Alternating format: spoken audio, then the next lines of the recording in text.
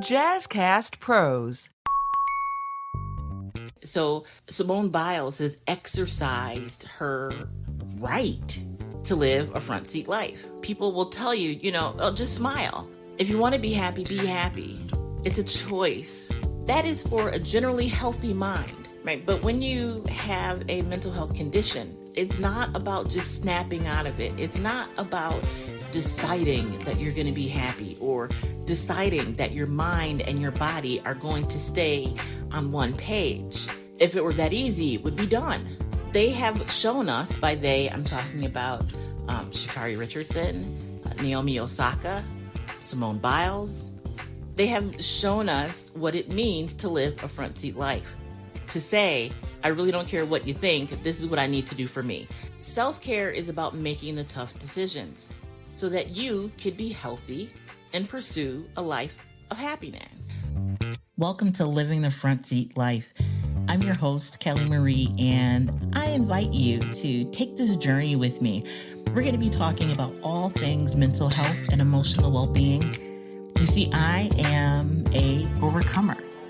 If you are interested in figuring out the path for you to determine how and where you will drive your future, this is the place to be. We get to determine the ride. We may not get to determine the weather or who's on the road with us or if it's going to be a scenic route or not.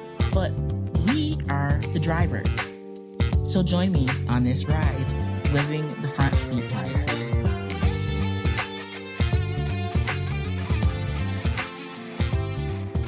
Hey, good people. Welcome back to Living the Front Seat Life.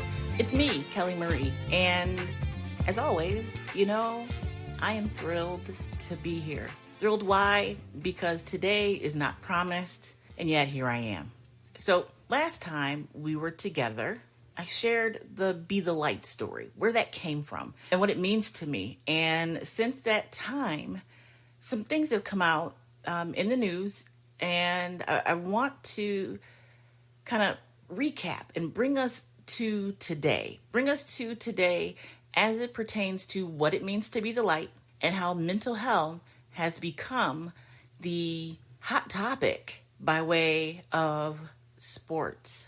And the reason why I'm focusing on this particular way in which mental health has been brought to the main stage is because it has been episode after episode, issue after issue, story after story of athletes needing to focus on their mental health and the kickback that they receive from fellow athletes and from the public. So this isn't about athletes per se. I am not an athlete.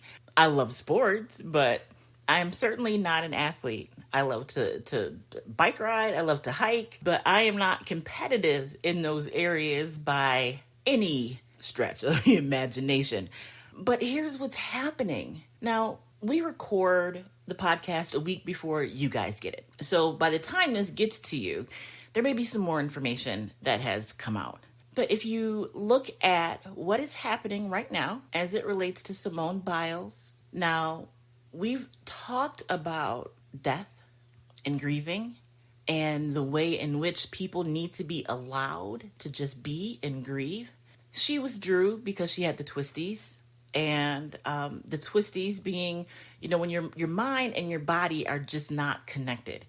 Now, for me, I don't have the Twisties, but because of borderline personality disorder, one of my conditions that I live with, I have this thing called disassociation. And I again, have never experienced the Twisties, but it seems like disassociation to some degree is a little similar, where you're not attached to your body. Like your mind disassociates from its present place. And when I heard her talk about the Twisties and about how she's feeling and what it means to not be able to be in control of your body.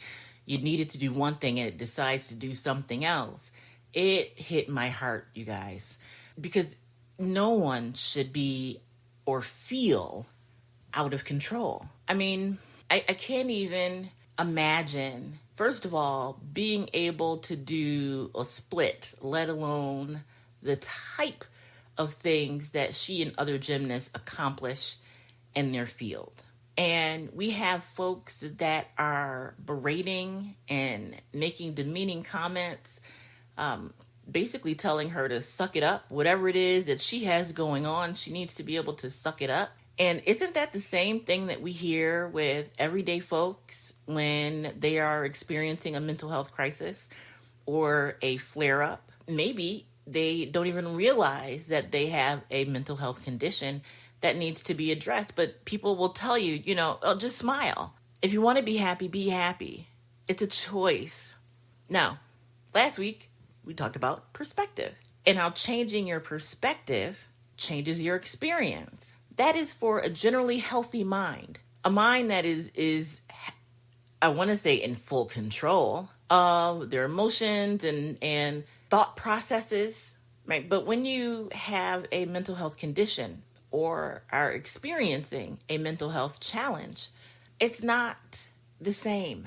It's not about just snapping out of it. It's not about deciding that you're going to be happy or deciding that your mind and your body are going to stay on one page. If it were that easy, it would be done.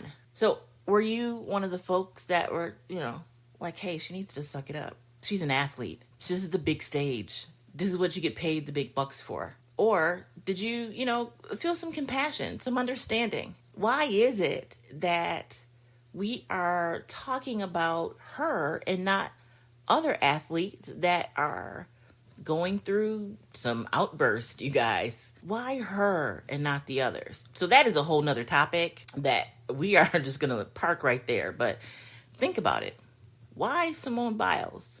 I know why, but I want you to figure that one out for yourself. So think about that one. But back to the mind, back to the body, back to perspective, back to the ability to control one's being and what that means, how it looks and how it feels. So I don't have our sports analyst with us today, Robert Devereaux. He's off doing Robert Devereaux things. I don't know. But I wanted to take some time and just, close the loop, for lack of a better term, on this emerging topic. And so why do I say close the loop if it's an emerging topic? Because we are here to talk about living a front seat life and what that means. And so Simone Biles has exercised her right to live a front seat life. She has told us what she needs and what she's going to do, and that she doesn't need any of us to co-sign or support her decision. But it would be nice, folks, if that's exactly what we did, because we would want the same if we were in that position. So we are going to pretty much close the loop, at least on this part, because they have shown us, by they, I'm talking about Sha'Carri Richardson, Naomi Osaka, Simone Biles. They have shown us what it means to live a front seat life. To say, I really don't care what you think, this is what I need to do for me.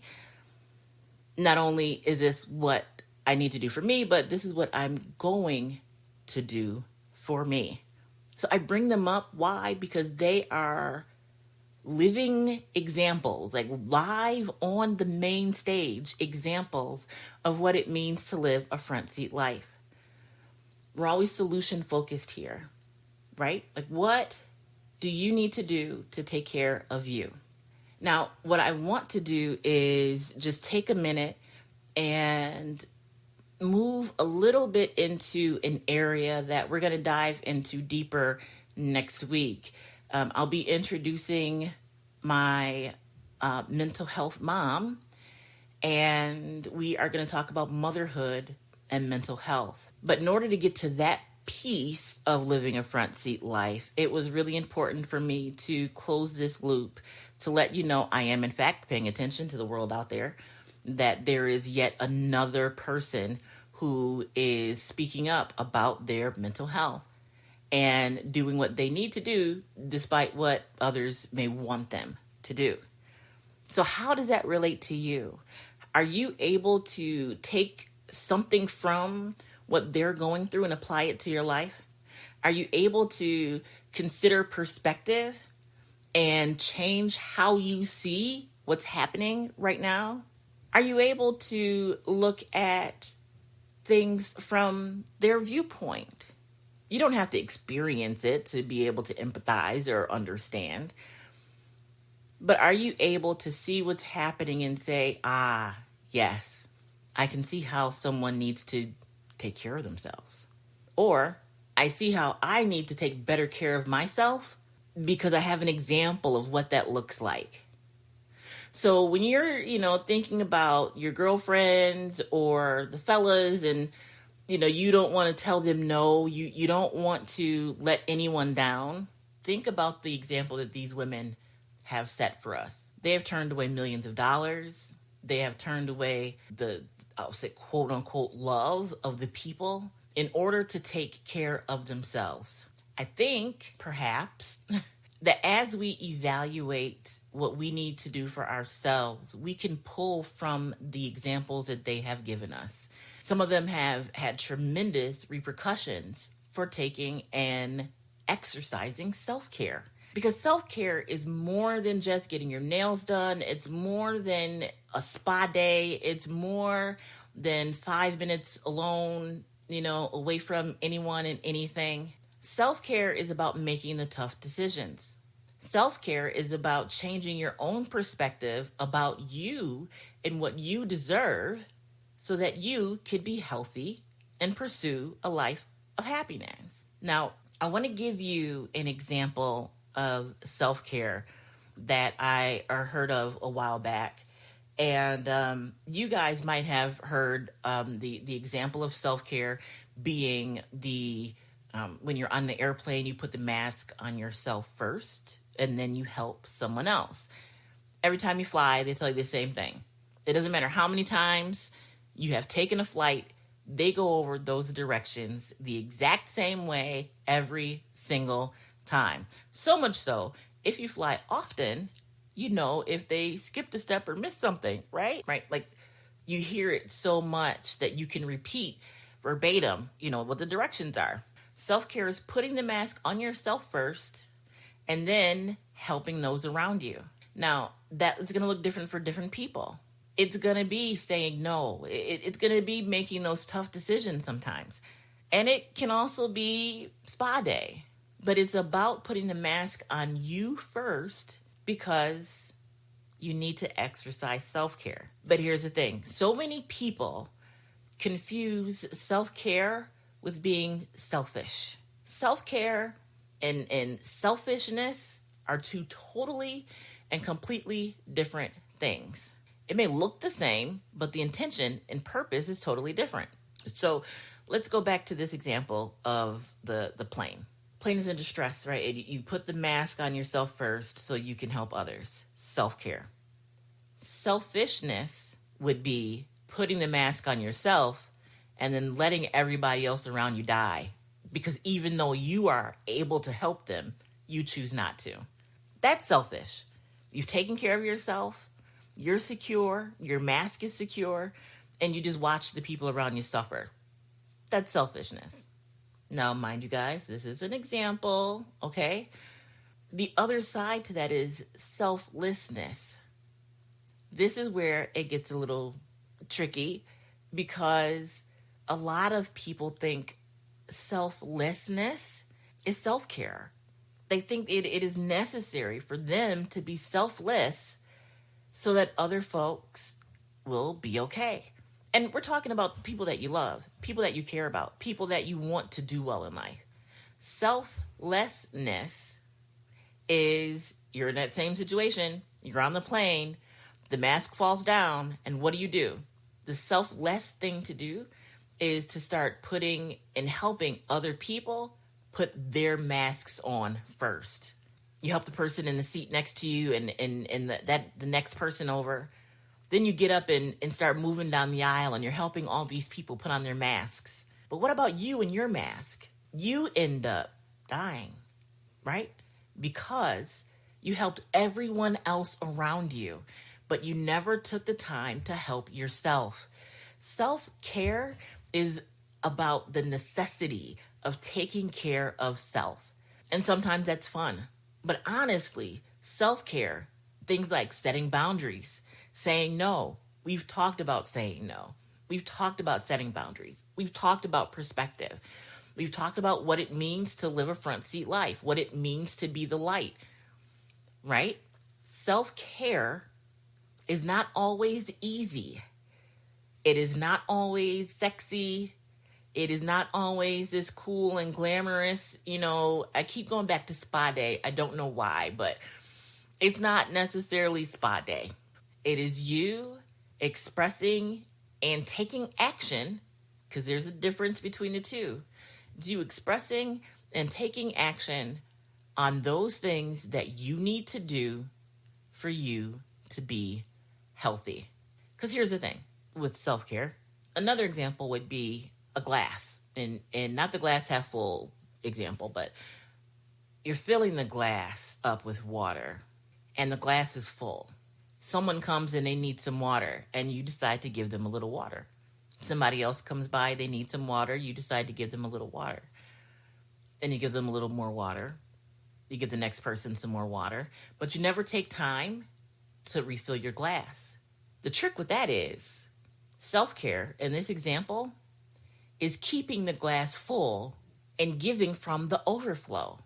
You continue to pour into that glass, and what pours out is what you give to other people. So you're never depleting you. You remain full. That, my friends, is self-care. So I want to leave you with that. I want to leave you with focusing on your self-care. And it's going to make sense because next week we'll have Mental Health Mom here with us. And we're going to talk about mental health from a parenting perspective. So guys, you can come back next week too. I think you'll get something out of hearing from her as well. And self-care, guys, think about it. What are you doing to take care of you?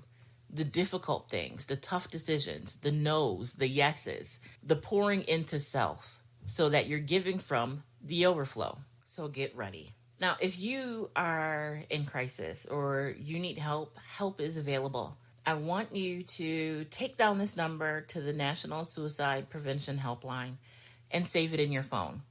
It's 1-800-273-8255. And the reason why I'm telling you to save it in your phone, if you haven't done it already, I give you the number every week. Save it in your phone because you never know when you're going to need it. It may not be for you. You may need the number for someone else. So you never want to be in a position to be without. So 1-800-273-8255. Now, if you're looking for resources, this is not a medical emergency. It's not, a situation that needs immediate attention. You can call the 211 hotline or helpline as well. 211 will be able to give you area specific. So wherever you're living, they can look up by your zip code services and things that you may need in order to increase your health, increase your physical health, increase your mental health. A lot of you guys are caregivers. You may have questions about being a caregiver, about resources that are available in your area. You can call 211 on your phone.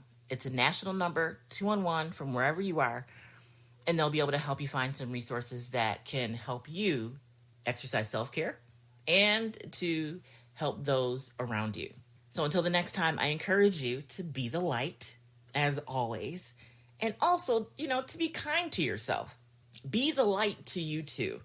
I'd love for you to put in the comments your reactions, the things that you're going through. If you have implemented any of the tools and suggestions that we've talked about here on Living the Front Seat Life. If you haven't already, please like the podcast, share the podcast, subscribe. We're on your favorite podcasting platform, whichever that may be.